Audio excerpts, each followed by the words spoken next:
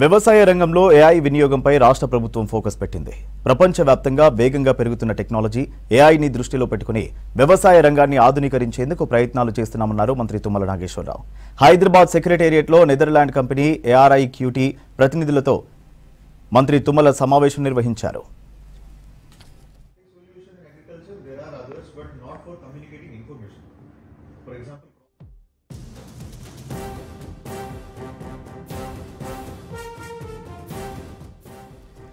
తమ సంస్థ ద్వారా రైతులకు ఒకేసారి సమాచారాన్ని అందించడం, రైతుల ఫిర్యాదులకు ఏఐ ఆధారంగా తక్షణ సూచనలు ఇవ్వగలమని మంత్రికి వివరించారు ప్రతినిధులు.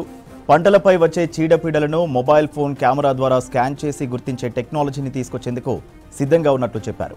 దీనిపై స్పందించిన మంత్రి ప్రతినిధుల సూచనలు పరిశీలనకు తీసుకుంటామన్నారు.